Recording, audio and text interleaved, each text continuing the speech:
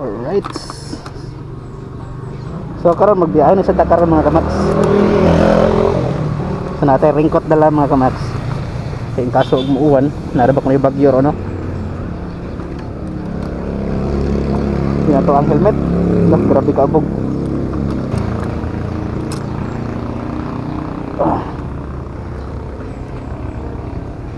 So open na itong apps mga kamaks be. So, ito siyang suwayan be. Nang booking ron, patay na. May naga off, dalawa. Off muna natin auto. Then set up natin. Altipo, construction na pula po. Piluan, Mandawi. Minganilya, uncheck. Naga, uncheck. San Fernando, uncheck. Talisay, ayan. Alright, good. Then save natin. So may 2543.3 km. So kunin natin to papuntang Bakayan area. So subukan lang natin. Baka lang no. Kakaumpisa lang natin. Naka-request na tayo agad.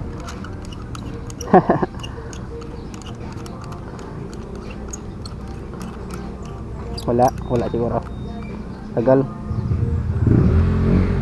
Look, nakuha natin, pumasok mga kamaks.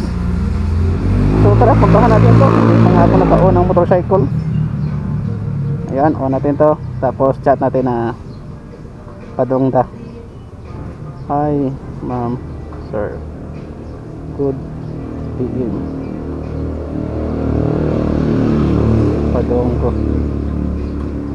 Grabe, hindi pa lang tayo naka-on ng motorcycle natin, may booking na pumasok. So tara, kunin natin ang mga kamaks. Yung distance medyo malayo itong distance na ito mga kamaks. Yung distance natin papuntang pick up location 3 km. So sa mga ganitong kalaking DF na 200 plus, so okay na po yun sa 3 km. Kahit malayo lang, so sana lang hindi cancel to.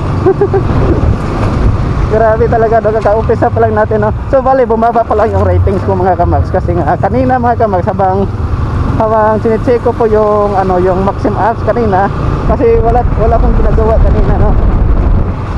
Tapos ino-open ko po yung apps ng Maxim habang nasa trabaho ako. Tinitingnan ko lang kung may mga booking ba sa location ko. At ayan, biglang pumasok sa auto po yung 171 papuntang Mandawi ata yun. Hindi.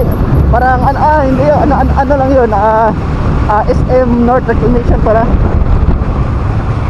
171. Pumasok sa auto. Wala akong magawa mga kamaks. Kinancel ko mga kamaks. Hindi ko in-accept. Kinancel ko kasi nasa trabaho ako.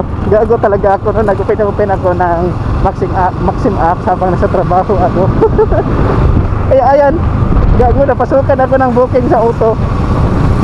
Kaya kinancel ko. Ayan ngayon mga kamaks, nagkaroon ako ng violation mga kamaks na rejection. Ouch, grabe libaong doy dapita mga kamaks. Kaya dagko kayo mga sakyanan mga agi dire mga kamaks.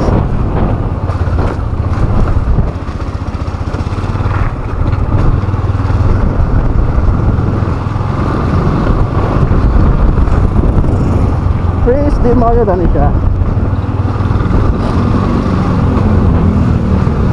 Kung siya 2.7 na lang kasi 3 km.